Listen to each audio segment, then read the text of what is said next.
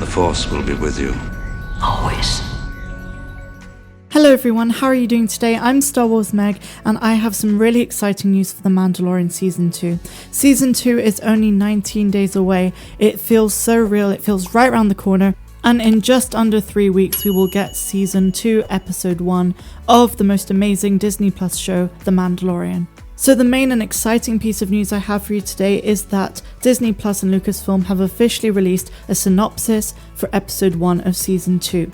And while it is quite vague, it's really exciting that we do have one at this stage, and so I'm going to read it to you now. It states, "The Mandalorian and the child continue their journey, facing enemies and rallying allies as they make their way through a dangerous galaxy in the tumultuous era after the collapse of the Galactic Empire."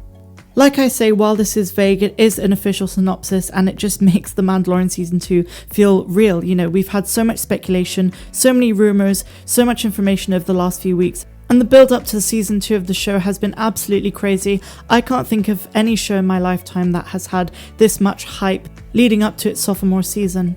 We don't really learn too much in this synopsis, but one thing that does stand out is the term rallying allies. I'm not going to make the jump and state that this is implying any specific characters, but it does seem to me that we are going to be introduced to allies who have not been introduced in The Mandalorian yet. And one of the great aspects of the build-up to The Mandalorian Season 2 is the confirmation from Jon Favreau and also Dave Filoni that Season 2 is going to be much more Game of Thrones style, and they're going to look at story arcs of other characters and introduce new ones to the show as well.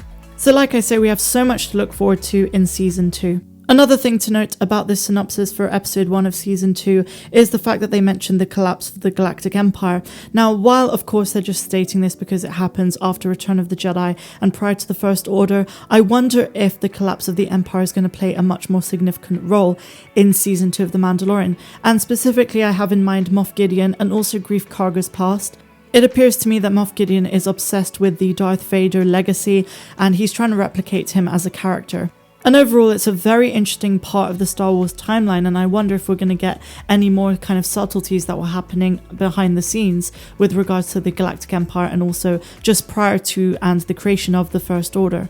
I suppose it's best to leave it quite vague because the synopsis itself is vague, so I won't speculate too much further, but all I want to say is that we do have an official synopsis. You can check it out as well if you type it in on Google.